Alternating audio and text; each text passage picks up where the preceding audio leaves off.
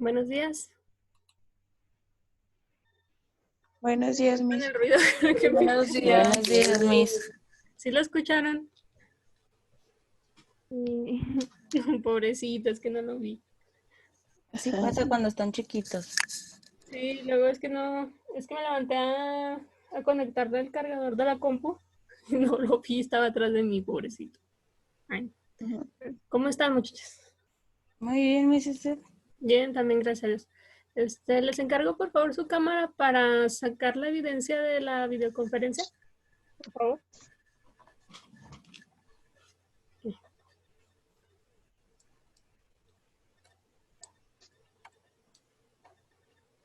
Ahí voy, Miss. Sí.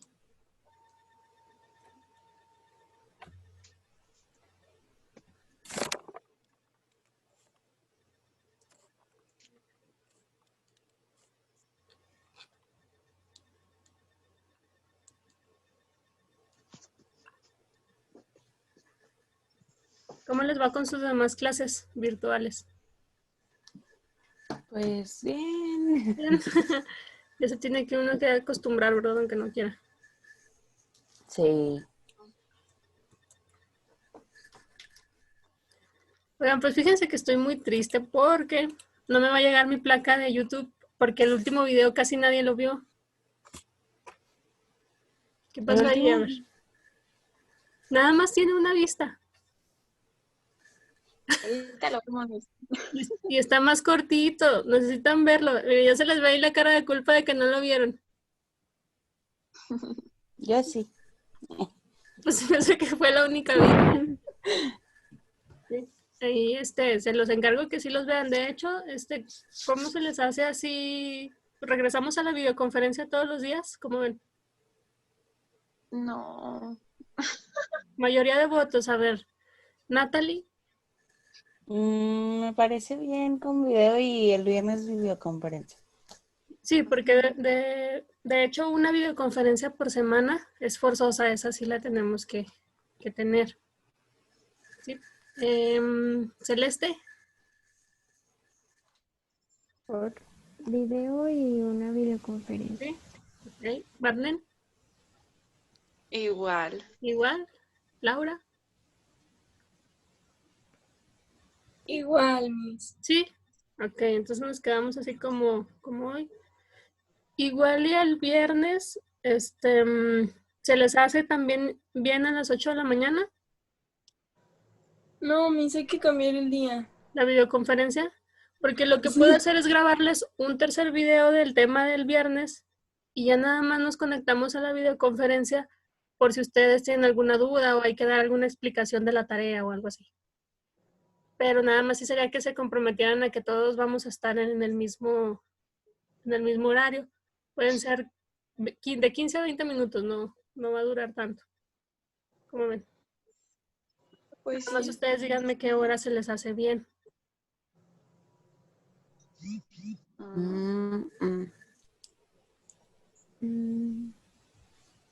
Sábado, viernes igual. Los viernes a las 12, ¿no? 12 del día, Tenemos clase. ¿sí? ¿Todas igual? Sí. Sí, 12 del día el viernes. Ujú. Ok, bueno. De hecho, ahí nada más pues va a ser muy rápido, como les comento. ¿Sí? Y para quien no vio el último video, sí se lo encargo mucho. ¿Sí? Y de tarea me faltó una tarea nada más que no vi bien de quién era. ¿No les llegó por ahí una notificación de tarea? Me faltó una. ¿Todas la entregaron? Sí, Sí. sí, me faltó una por ahí. Porque el primer día de clases, son 7 compañeros. El primer día de clases se conectaron 6. Entonces quiere decir que me faltaron 2 tareas, las de su compañero, que no lo conozco, y de otra compañera. Bueno, o sea, Se De llama hecho, Ana no sé. Paulina. sí, se me hace que sí. Es que ellos no se están conectando, mis. No, O sea, Desde el semestre pasado. desde el semestre pasado.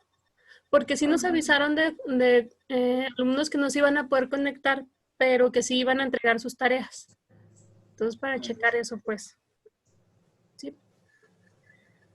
Y de la tarea de esta semana, ¿tienen alguna duda de cómo la vayan a hacer? Sí, la tarea no la vamos a basar como en el video, o sea, lo de la infografía. Sí, Ok. se pueden basar en el video o si ustedes quieren entenderlo de una forma más a su manera, pueden buscar información relacionada con el tema de la infografía. Hagan de cuenta que una infografía, déjenles enseño un ejemplo para que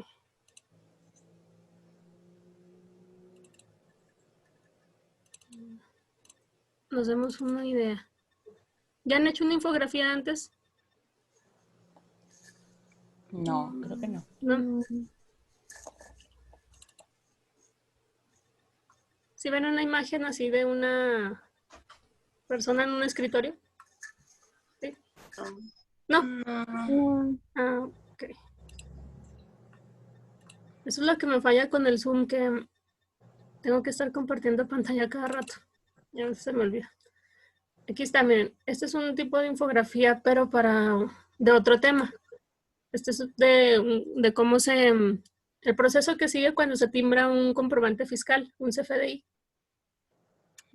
Entonces, ustedes van a hacer esto mismo. Hagan de cuenta que la infografía es presentar una información breve, pero entendible, en base a imágenes y textos muy, muy breves.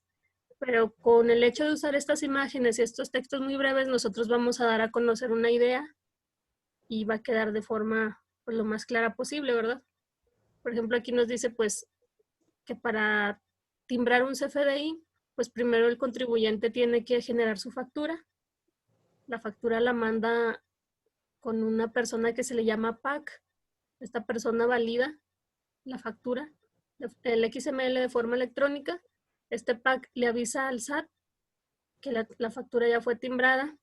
El SAT recibe y guarda una copia de esta factura que se le envió y le da el visto bueno a la factura, se la reenvía de nuevo al PAC y el PAC, ya que la factura está validada y que cumple con todos los requisitos, se la devuelve al contribuyente y el contribuyente pues ya se la hace llegar a su cliente, ¿verdad?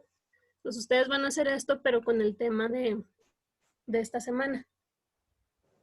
Y por ejemplo, dice que de los elementos de la relación tributaria, ¿verdad?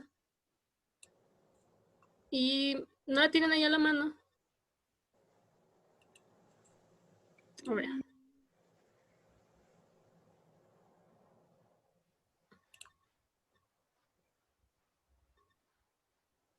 Se me hace que es de los elementos de la relación tributaria y de los sujetos obligados a contribuir.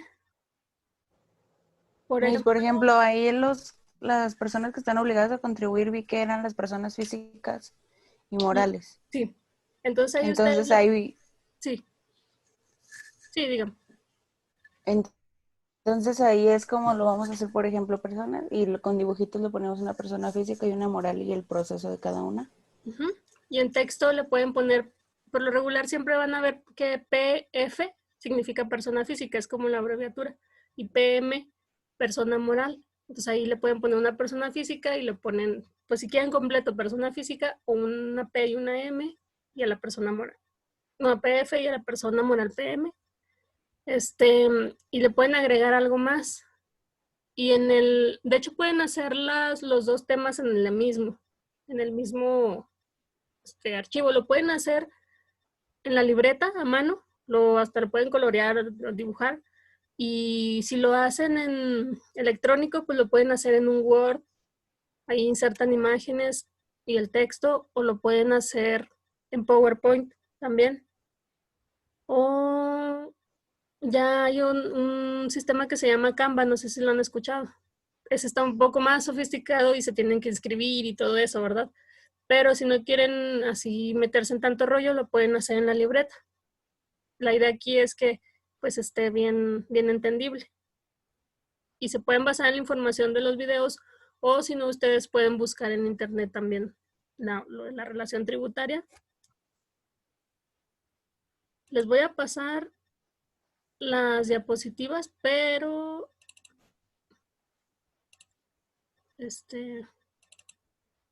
bueno, no, esta semana no es resúmenes.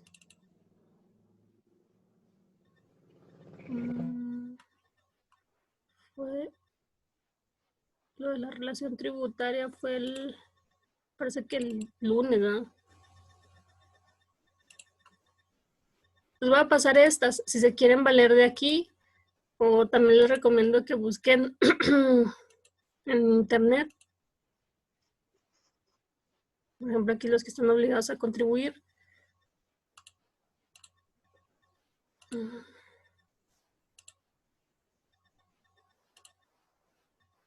Pueden agregarlo del hecho imponible. Ahí va a estar un poquito más difícil que encuentren una imagen o pueden poner el hecho imponible, pueden poner así, no sé, un dibujito o hacer un dibujito donde una persona le está entregando un bien a otra, ¿verdad? Le está vendiendo algo. Ese puede ser un tipo de hecho imponible. O sea que ya en el momento en que se está haciendo una compra-venta, ya se está obligado por una parte a pagar impuestos, ¿verdad? La persona que está vendiendo en ese momento ya tiene que cae en una situación donde tiene que ya pagarle ISR, IVA o los impuestos que le apliquen. Y me parece que también entra, no me acuerdo en qué día vimos lo de la relación tributaria. No sé qué.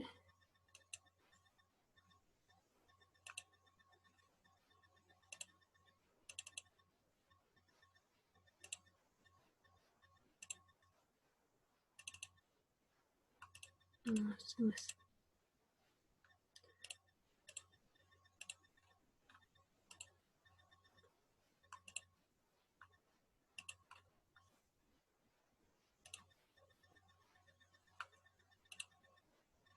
Dejen entro a la página para ver. Pero sí, se me hace que la tarea sí se llama así. Que no me acuerdo bien. La de hoy. Sí, la de esta semana. No sé si quieres yo checo.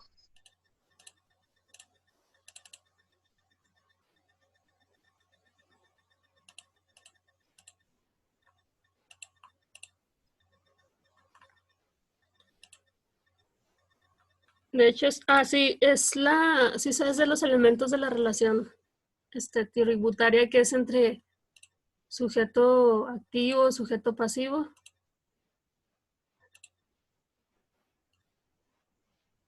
Ahí se pueden guiar en el video. Es de la clase del viernes 14 de agosto, Ah, ok. que viene siendo sujeto activo, sujeto pasivo. Pueden agregar ahí lo del hecho imponible y pueden ver el video que vimos al final.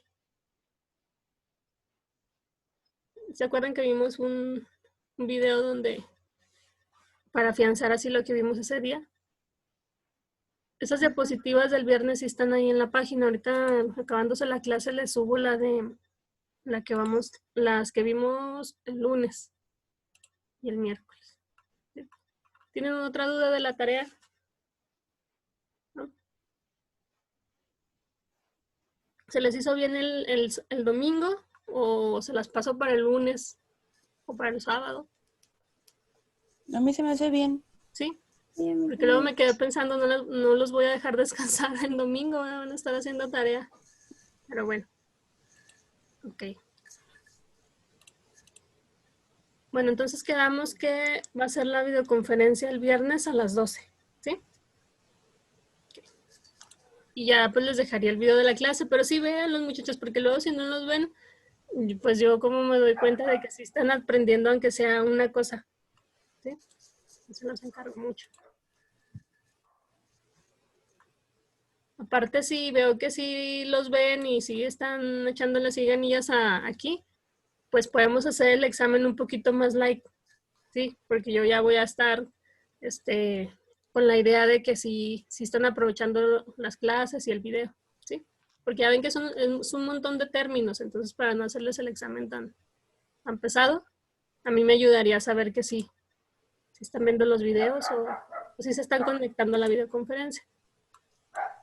Y les encargo, porfa, que le comenten a sus compañeros de que la videoconferencia va a ser el viernes a las 12. ¿Sí? Así me hacen el favor. Ok, pues el tema que vamos a ver para este día se llama residentes en territorio nacional.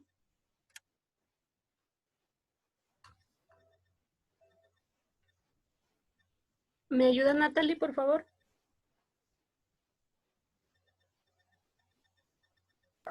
Sí, nada más deje quito aquí los videos porque me tapa. Sí. Para saber si se tiene o no la obligación de contribuir para los gastos públicos, es necesario analizar algunas figuras o factores que unen al sujeto activo, que es el Estado, con los sujetos pasivos, que son los contribuyentes en la relación tributaria, tales como la residencia fiscal, el establecimiento permanente y la fuente de riqueza. Ok, gracias. Si se fijan por ahí en el artículo 31 de la Constitución, dice que los mexicanos tenemos la obligación de contribuir. Entonces es muy importante conocer que a veces no por el simple hecho de ser mexicanos estamos obligados a pagar impuestos. Hay personas que si son de otra nacionalidad, pero su residencia fiscal está en México, es decir, viven en México, o por ejemplo, es en el caso de las personas físicas o las personas morales, si ellas no viven, ¿verdad? Porque son personas morales, pero si tienen su establecimiento permanente en territorio nacional, ya están obligados a contribuir.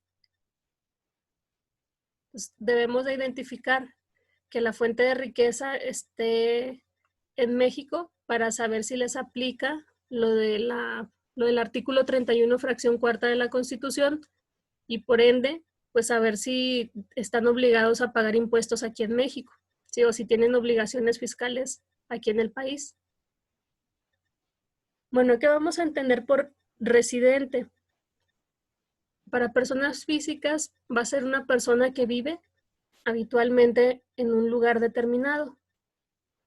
Cuando alguien vive o habita en un lugar determinado de forma permanente o durante un periodo considerable de tiempo, podemos considerar que es su lugar de residencia.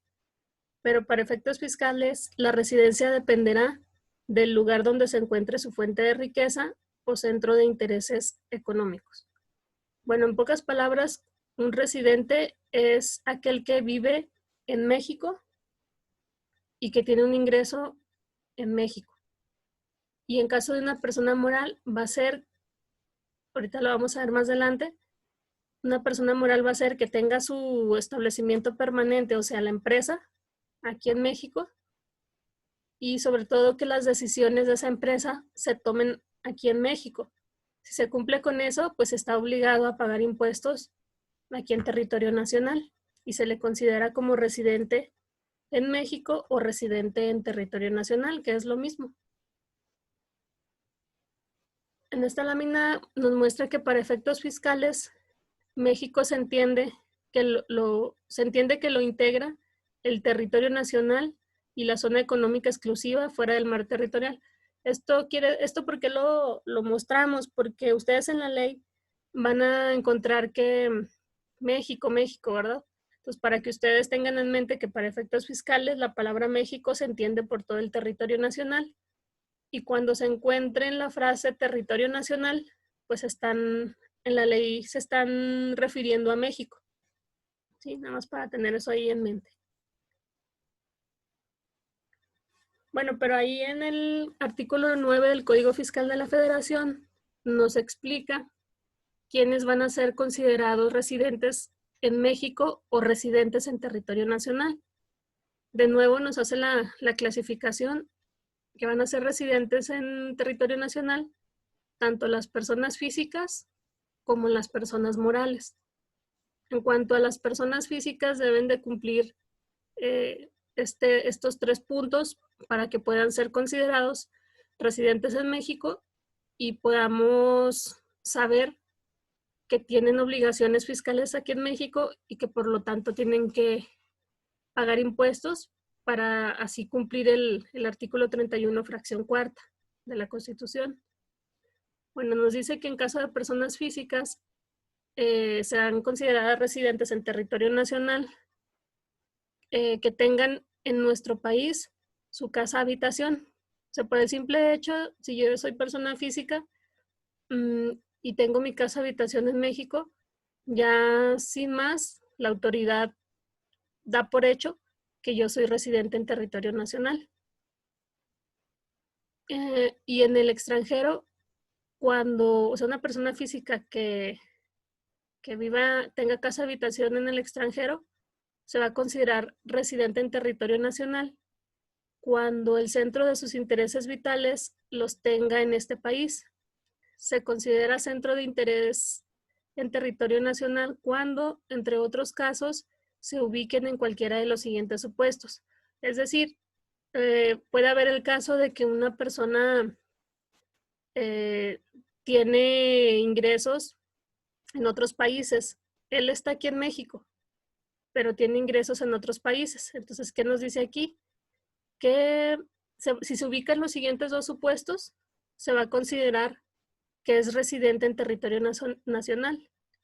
En el primer punto dice que cuando más del 50% de los ingresos totales que obtenga la persona física en el año de calendario tenga fuente de riqueza en México, se va a considerar residente en territorio nacional.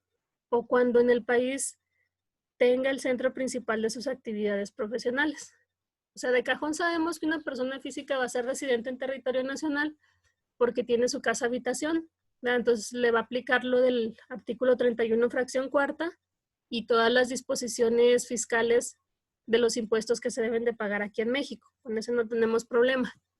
Pero cuando existe una persona física que, como les comentaba, tiene ingresos provenientes de otros países, por ejemplo, supongamos un ingeniero en sistemas que está aquí en México, pero probablemente le haya vendido algún software o alguna aplicación a personas o a empresas de otros países para considerar o para saber nosotros como contadores si ese ingeniero tiene que pagar impuestos aquí en México, pues vamos a hacer un cálculo. Vamos a ver cuánto ingresa proveniente del extranjero, cuál es la cantidad de recursos económicos que obtiene del extranjero y cuál es la cantidad que obtiene de ingresos aquí en México, y vamos a hacer un comparativo. Si los ingresos que obtiene aquí en México son, supongamos, un 60%, pues él ya es residente en territorio nacional, y por lo tanto ya tendría que pagar impuestos aquí en México y tiene que acumular el otro 40% de ingresos que obtiene del extranjero, ¿sí? Pero por el simple hecho de que rebasa el 50% que nos pone aquí como tope, él ya va a ser considerado residente en México. Está un poquito aquí reburujado, ¿verdad? Pero nada más sería en la parte de que tengan por ahí algún cliente o ya cuando estén ustedes en su despacho o estén en alguna empresa y sepan que esa persona física vive aquí pero obtiene ingresos del extranjero, pues nada más tenemos que sacar la proporción de que más del 50% de los ingresos se obtengan aquí en México para que sea considerado como residente nacional en territorio nacional y va a traer aparte los ingresos, por los ingresos que percibe en el extranjero también va a pagar impuesto aquí en México, ¿verdad? Porque es residente en territorio nacional. Y en cuanto a las personas morales, van a ser consideradas residentes en territorio nacional cuando sean constituidas de conformidad con las leyes mexicanas, como hayan establecido en México la administración principal del negocio o su sede de dirección efectiva. En pocas palabras, quiere decir que para considerar que esa persona moral sí es residente en territorio nacional y debe apegarse al artículo 31, fracción cuarta, pues ahí no importa dónde la persona moral o la empresa haya sido constituida, sino lo que importa es, como les comentaba al principio, que si su establecimiento permanente está aquí en México y aparte aquí en México se toman las decisiones principales de la empresa para el funcionamiento de la empresa, entonces esa persona moral ya es considerada residente en territorio nacional y tiene que sujetarse a la legislación fiscal aplicable aquí en México, ¿sí? La parte de la toma de decisiones aquí el código nos la muestra como la administración principal del negocio, ¿sí? O sea, esa persona moral puede tener aquí su establecimiento permanente. Imagínense por establecimiento permanente toda la estructura de la empresa, toda la construcción, todo lo que es la empresa. Pero ahí lo que debemos de cuidar, pues es que las decisiones se tomen aquí. Sí, a lo mejor esa empresa tiene sucursales en otros países, pero si las decisiones de la empresa se toman aquí en México, pues ya sería considerada esa persona moral como residente en territorio nacional. Pero ¿por qué es importante saber si una persona física o moral es residente? Al principio decíamos que para saber qué obligaciones fiscales debe de cumplir. Un ejemplo es de saber si va a pagar, si es sujeto de pago de ISR esa persona física o moral. El artículo 1, fracción primera de la ley del impuesto sobre la renta nos dice que quiénes van a pagar ese impuesto. Dice que están obligados al pago de dicho impuesto las personas físicas y personas morales residentes en México. Sí, ya vimos que si es persona física, que tenga aquí su casa habitación, y si aparte de tener aquí su casa habitación también percibe ingresos del extranjero, y los ingresos que percibe en México son de más del 50%, va a ser considerado como residente en México. Entonces en este ejemplo va a tener que pagar ISR, ¿sí? Y dice cualquiera que sea la ubicación de la fuente de riqueza de donde procedan. Es como lo que les acabo de comentar. Sí, de ese ingeniero en sistemas que estábamos hablando, se fijan en este artículo, dice que cualquiera que sea la ubicación de la fuente de riqueza de donde procedan. O sea, ese ingeniero es residente en México y tiene ingresos de diferentes países, pues se va a traer al cálculo del ISR todos esos ingresos y pues va a tener que pagar ISR por todo el ingreso que tenga, tanto de aquí de México como de los otros países. Por eso es muy importante saber si la persona física es considerada residente en México o no. Pero bueno, ¿qué pasa cuando las personas físicas o morales dejan de ser residentes en México?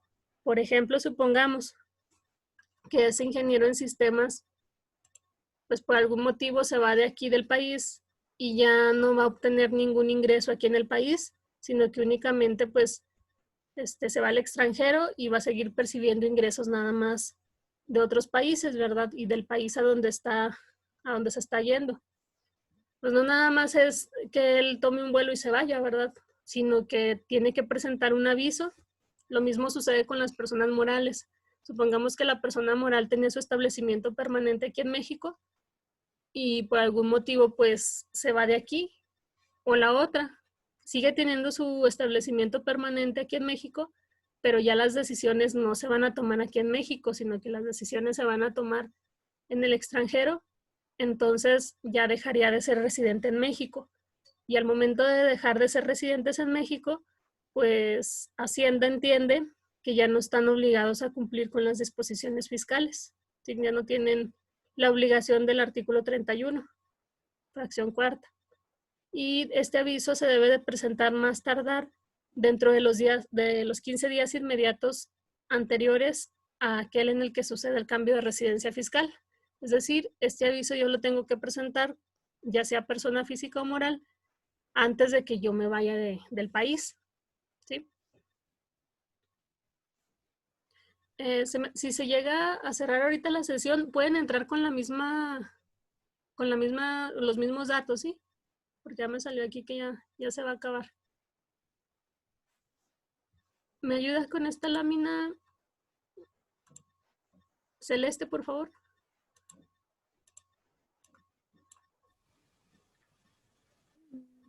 Para efectos de pago de impuestos, debe tenerse muy en cuenta los puntos anteriores, ya que el ser residente en México le sería aplicable para la disposición para residente en México, ya sea el título 2 de las personas morales o del título 5 de las personas físicas, según se trate para efectos de ISR.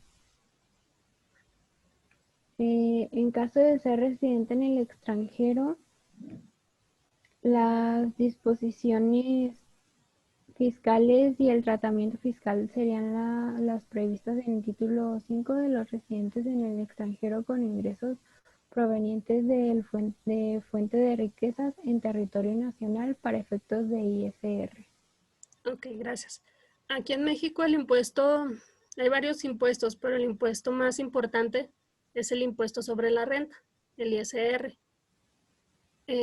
Esta ley del ISR tiene varios títulos y en cada uno de sus títulos nos dice cómo deben de calcular este impuesto y cómo deben de pagarlo las personas morales. En el título 2 de las personas morales, todo ese título se trata de cómo van a pagar el ISR todas las personas morales. En el título 4 nos menciona cómo van a pagar el ISR las personas físicas. Entonces, viene un título quinto ahí en la ley del impuesto sobre la renta que habla cómo van a pagar el ISR los residentes en el extranjero con ingresos de fuente de riqueza aquí en México.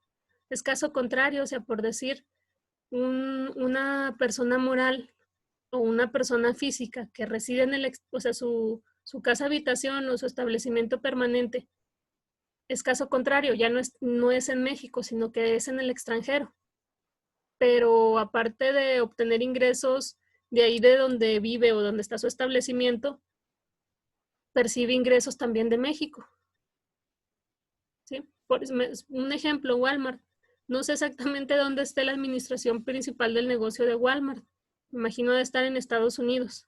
Pero si se fijan ellos, tienen sucursales aquí en México.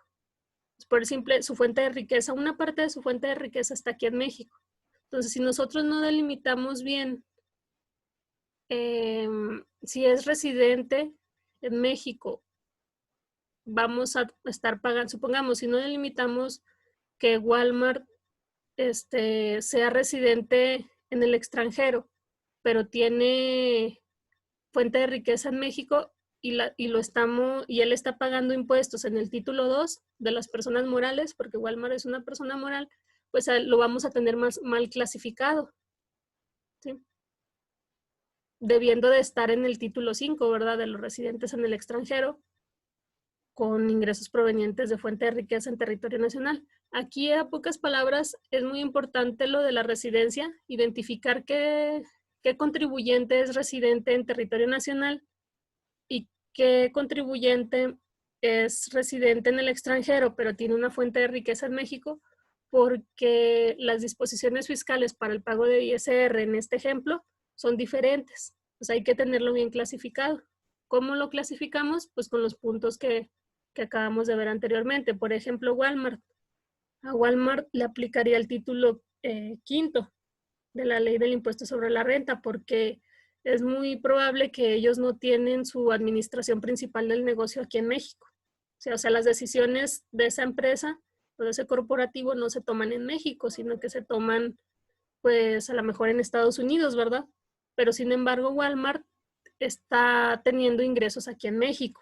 Entonces, por ese simple hecho, tiene que pagar ISR y se tendría que sujetar al título quinto. ¿Sí? Es un ejemplo. Otra cosa, bueno, hasta aquí quedamos con residentes en territorio nacional. Quedamos que son personas físicas, personas morales. En el caso de personas físicas, pues hay que estar al pendiente del 50% del más del 50% de los ingresos. Y de personas morales, ellas van a tener un establecimiento permanente y hay que identificar dónde está la administración principal del negocio, que en pocas palabras sería dónde se toman las decisiones. ¿Sí? ¿Esto para qué? Pues para saber de qué forma con qué disposiciones tengo que cumplir y de qué forma o qué impuestos me aplican. ¿Sí? Otro punto importante que hay que conocer del código, y como contribuyentes hay que estar muy al pendiente de esto, es del domicilio fiscal. Eso viene ahí en el artículo 10 del Código Fiscal de la Federación.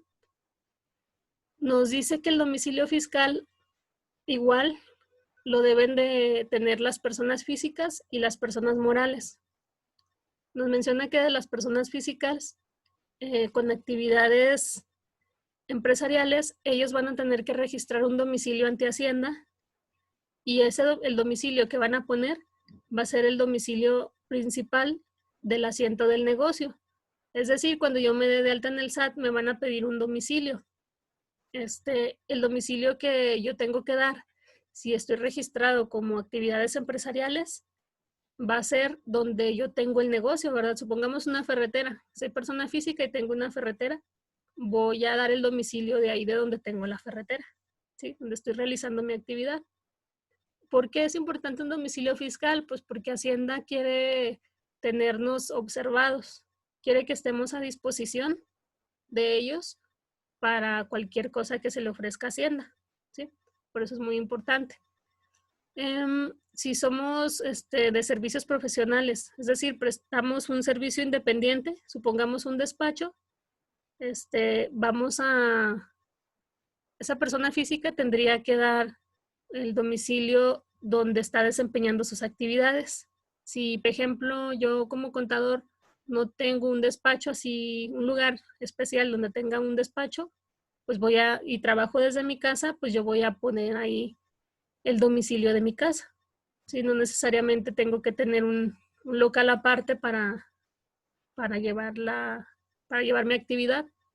Y si lo tengo, si tengo un local aparte de mi casa para llevar el despacho, pues pondría ese domicilio, ¿verdad? No hay ningún problema. Pero si no lo tengo, pues únicamente basta con darle a la autoridad mi domicilio de mi casa. Y si tengo otra actividad distinta, pues dice que debemos de dar como domicilio el principal asiento de actividades. Por decir, puede haber contribuyentes que de hecho tengo un cliente que él tiene su casa nada más, pero se dedica a comprar una camioneta y la camioneta nunca está aquí en Durango, siempre la trae así en los ranchitos vendiendo así pues abarrote. Pero la camioneta pues nada más el día que llegan de la sierra está ahí afuera de su casa, ¿verdad? Entonces en ese caso pues no tiene un domicilio en específico que poner y pues el domicilio que se puso pues fue el de la casa porque ahí pues realmente es donde se lleva la mayor parte